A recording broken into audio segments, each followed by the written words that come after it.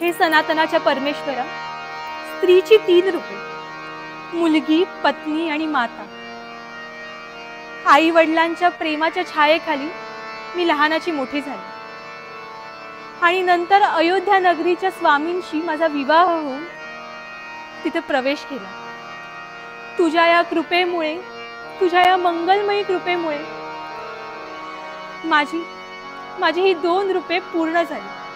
पण आता माझं हे 3रं रूप मला पूर्ण करावायचं आहे आणि त्यासाठीच मला तुझ्या कृपेची गरज आहे देवा.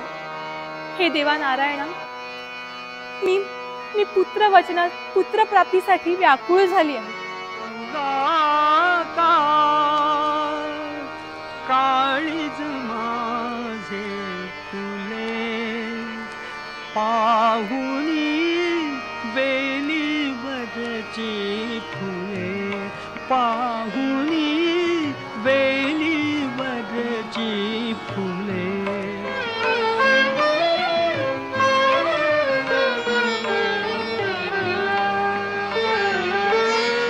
कधी न भेटे मळले अंतर, कधी न शिवला सबती मत्सर, कधी न भेटे मळले अंतर, कधी न शिवला सबती मत्सर.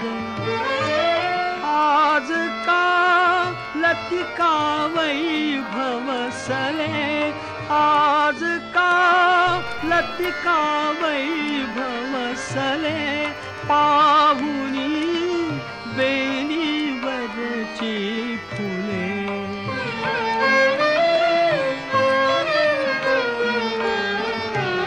हे मना, काय हे विकृत घडतंय रे? मना हे भलते धाडस, तुला नावळे हरिणी पारस.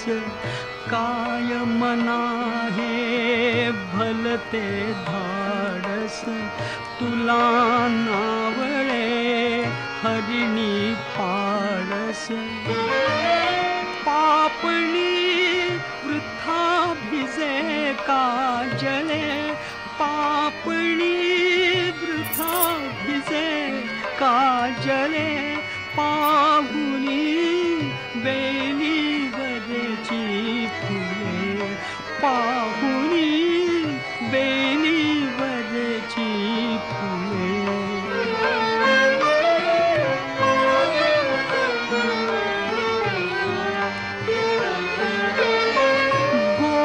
गोमत्सातील हे माझ्या मना, का आज हे भलतंच धाडस करतोस? ते पाडस किती गोंडस आहे बघ ना. त्याच्या बाललीला किती मनमोहक आहे. पण तरीही त्या पाडसाला पाहून आज तुझ्या मनात ही असूया का निर्माण होते? हा,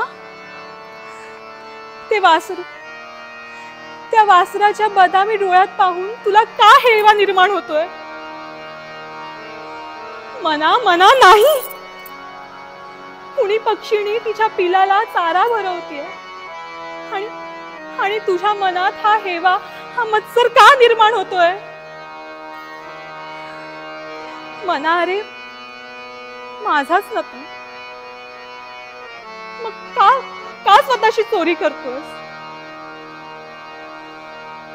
मला ठाऊक आहे, पुत्रप्राप्तीशिवाय या वात्सल्याशिवाय माझ्या स्त्रीत्वाला पूर्णत्व निर्माण नाही होणार. त्याशिवाय माझ्या पत्नीत्वाला अर्थ नाही. निरर्थक आहे सर्व, माहित आहे मला. पण तरी आज इथं पाहून तुझ्या मनात हा हेवा, हा मत्सर का निर्माण होतोय?